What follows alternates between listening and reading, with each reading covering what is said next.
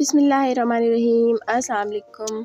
Welcome करती हूँ आपको KA फूड्स की किचन में। और आज हाजिर हूँ बादाम वाले केक की रेसिपी के साथ। विदाउट ओवन हम इसको बनाएंगे और इंशाल्लाह फ़र्स्ट टाइम में ही आपसे बिल्कुल परफेक्ट बनेगा, क्योंकि इसको बनाना बहुत ही आसान है। तो उम्मीद करती हूँ आज की रेसिपी पसंद आएगी। वीडियो अच्छी लगे तो लाइक ज़रूर कर लीजिएगा और चैनल पर आप न्यू हैं तो सब्सक्राइब भी कर लीजिएगा और साथ में बेल बटन भी दबा दीजिएगा, ताकि मेरी हर न्यू आने वाली वीडियो आपको वक्त पर मिलती रहे। शुरू करते हैं। सबसे पहला स्टेप जो है केक पैन को सेट करने का है। तो इसके ऊपर सबसे पहले हमने मक्खन या घी जो भी आपके पास हो वो लगा लेना है। काफ़ी ज़्यादा करके हमने इस पे लगाना है, क्योंकि कम लगाएंगे तो बादाम अच्छी तरह से सेट नहीं होते हैं और बाद में जब बैटर हम डालते हैं तो बादाम इधर उधर हो जाते हैं और वो अच्छे नहीं लगते। तो ज़्यादा इसमें मक्खन या घी वो लगा के अब इसके ऊपर बादाम सेट कर लेंगे। बादाम मैंने बीच में से कट कर लिए हुए हैं और बादामों की जो वाइट पार्ट है वो नीचे और ब्राउन वाला ऊपर करके, तो जिस तरह से भी आप सेट करना चाहें, जिस डिज़ाइन में भी, ये सारे यहाँ के इसके ऊपर सेट कर लेंगे।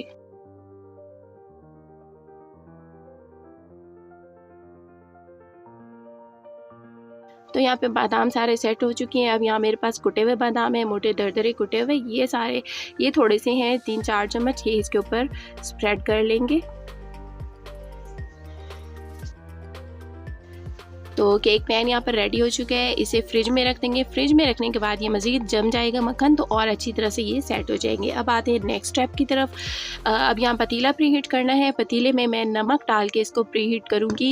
नमक ज़रूरी नहीं है, आप चाहें तो इसके बगैर कर लीजिए, लेकिन मेरा एक्सपीरियंस है कि नमक डालने के बाद पतीला काफ़ी अच्छा गर्म हो जाता है, हीट बहुत अच्छी सेट होती है इसमें, और जिस वजह से केक जो है काफ़ी अच्छा बेक होता है, काफ़ी अच्छा राइज़ होता है। तो इसमें स्टैंड रख लेते हैं और इसे ढक्कन लगा के रख देंगे low to high, medium to high flame पर। और यहाँ पे अब मैंने अंडे ले लिए हैं, 3 अंडे हैं। ब्लेंडर जग में हम इसको बीट करेंगे। और यहाँ 1 कप मैंने चीनी डाली है। चीनी का पाउडर नहीं है, ये चीनी है। तो 1 कप चीनी इसमें शामिल कर लेते हैं और एक एक करके अंडा डाल लेंगे। अंडे अगर बड़े हैं तो 3 सही रहेंगे, और अगर अंडे छोटे साइज़ के हैं तो फिर आप 4 अंडे ले लीजिए।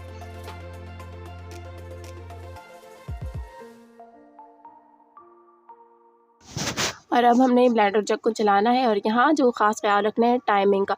हमने इसको सिर्फ 2 से 2.5 मिनट चलाना है। टाइम देख के चलाइए ब्लेंडर जग को, इससे ज़्यादा नहीं चलाना। ये स्टेप बहुत अहम है केक को परफेक्ट राइज़ करने के लिए। तो यहाँ इसको 2 से 2.5 मिनट चलाने के बाद रोक देंगे।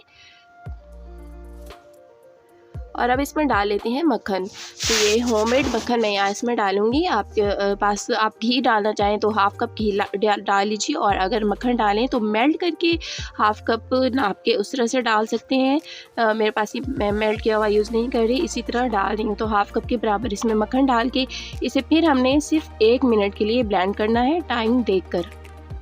तो टोटल यहाँ मैंने इसको 3 मिनट ब्लेंड किया है। बैटर हमारा बिल्कुल रेडी हो गया है। बाउल में इसको निकाल लेते हैं और अब इसमें मैदा शामिल करेंगे। 2 कप मैदे से बनाऊंगी इसको मैं। पहले 1 कप यहाँ पर डाला है, इसे छान लेंगे। छान के डालना बहुत ज़रूरी है, इससे केक बहुत जो है राइज़ होने में इसका बहुत अहम किरदार होता है। छान के जब मैदा हम डालते हैं खुला खुला इसमें जब जाता है तो बहुत अच्छा सेट होता है केक इस तरह से। अब हम दूसरा इसमें कप जो है वो भी छान लेते हैं। तो 2 कप यहाँ पर मैदा हो गया। अब यहाँ पर 2 चाय वाले चम्मच जो है भर के मैंने बेकिंग पाउडर का वो भी छान के ही इसमें डाल लेते हैं। और अब इसे हल्के हाथों से हमने मिक्स करना है। कट एंड फोल्ड मेथड यहाँ पर हमने यूज़ करना है। इसको जल्दी नहीं करना। उसकी वजह क्या होती है कि फिर जो हमने अंडे बीट किए होते हैं उनमें जो झाग वगैरह बना होता है वो सारा बैठ जाता है और फिर केक राइज़ सही से नहीं हो पाता है। तो इसे हल्के हाथों से हमने सारा मिक्स करना है। अच्छा, आप चाहें तो मैदा थोड़ा थोड़ा करके शामिल कर लीजिए, गुठलियाँ भी बन सकता है। अगर आप फर्स्ट टाइम बना रहे हैं तो फिर मैदा थोड़ा थोड़ा करके शामिल कीजिए। अब इसमें मैं वनीला एसेंस डाल रही हूँ। मेरा होममेड वनीला एसेंस है, इसके भी मैं लिंक आपको दे दूँगी डिस्क्रिप्शन में अगर आप देखना चाहें तो। अब बैटर बिल्कुल रेडी है। ये डाल लेते हैं हम अपने तैयार पैन में।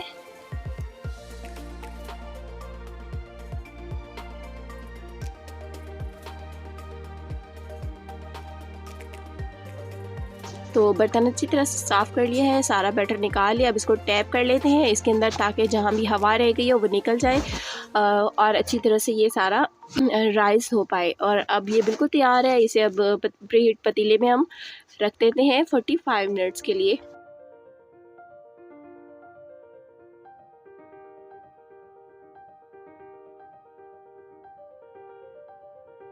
तो 45 मिनट्स के बाद इसको अब चेक करते हैं। मैंने दरमियान में एक बार पहले 30 मिनट पे भी इसको चेक किया। 30 मिनट से पहले बिल्कुल चेक नहीं करना है, उससे केक फिर सही से आपका बनता नहीं है। साथ जो दूसरा पतीला है मेरा, उसमें भी दूसरा केक बन रहा है। 2 केक एक साथ मैंने तैयार किए थे, अल्हम्दुलिल्लाह दोनों ही बिल्कुल परफेक्ट बने थे। तो नाइफ़ बिल्कुल साफ़ इसमें से आई है। नाइफ़ के साथ चेक किया तो नाइफ़ साफ़ है, बिल्कुल ये परफेक्ट रेडी हो गया है। साइड से हम नाइफ़ फेर के इसको हटा लेते हैं। अगर कहीं चिपका हुआ हो तो ये फिर पैन में से निकालते हुए टूट सकता है। तो अब इसको उल्टा के निकाल लेंगे। अब ये थोड़ा गर्म ही है, ठंडा मैंने ज़्यादा नहीं होने दिया है, क्योंकि हमने इसके ऊपर जैम लगाना है। थोड़े गर्म के ऊपर ही जैम लगाएंगे। अल्हम्दुलिल्लाह केक बहुत अच्छा सा बेक हो चुका है, कलर भी बहुत अच्छा आया है, राइस भी काफ़ी अच्छा हुआ है। तो क्योंकि ये थोड़ा दरमियान में थोड़ा सा गोलाई से है और हमने इसे उल्टा के रखना है, तो ऊपर से नाइफ़ के साथ जो एक्स्ट्रा है वो कट कर लेते हैं।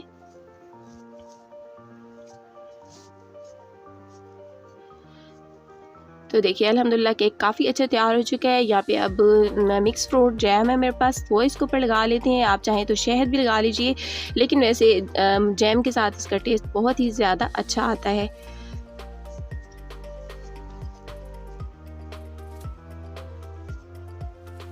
तो बस इन चंद बातों का ख्याल रखना होता है कि केक बेक करते हुए आपने दरमियान में 30 मिनट से पहले आपने उसको खोल के चेक नहीं करना है। और इसके अलावा पतीले में अगर नमक डाल के कर लें तो और ज़्यादा अच्छा रहता है। मैंने नमक अलग से रखा हुआ और उसी को यूज़ करती हूँ हर दफ़ा जब मुझे केक बेक करना होता है। और इसके अलावा ये है कि बीट करते हुए टाइम का ख्याल रखें, चाहे आप ब्लेंडर में बीट करें, चाहे हैंड बीटर से कर रहे हैं, या फिर आप जो है इलेक्ट्रिक बीटर यूज़ कर रहे हैं। बस टाइम का ख्याल रखिए, तो इंशाल्लाह केक आपका बिल्कुल सही बनेगा। तो यहाँ पे आपको मैं काट के दिखाती हूँ कि इसका काफ़ी हाइट काफ़ी अच्छी आई है केक की, काफ़ी अच्छा राइज़ हुआ है और टेस्ट इसका बहुत अच्छा होता है। टी टाइप में बहुत ज़्यादा अच्छा लगता है, ड्राई केक होता है क्योंकि ये तो मक्खन में बनाएं या घी में बनाएं या ऑयल में बनाएं, लेकिन ऑयल में इसका टेस्ट उतना अच्छा नहीं आता है जितना अच्छा घी या मक्खन में आता है। तो देखिए माशाल्लाह केक की हाइट काफ़ी अच्छी आई है, बहुत ही बेहतरीन तैयार हुआ है। टी टाइम के लिए बनाइए, बच्चों के बर्थडे के लिए बनाइए, जिस तरह से भी बनाइए फटाफट बन जाएगा, परफेक्ट बनेगा इंशाल्लाह। उम्मीद करती हूँ रेसिपी पसंद आई होगी, लाइक कीजिएगा। मिलते हैं नेक्स्ट वीडियो में एक न्यू रेसिपी के साथ, तब तक के लिए टेक केयर, अल्लाह हाफ़िज़।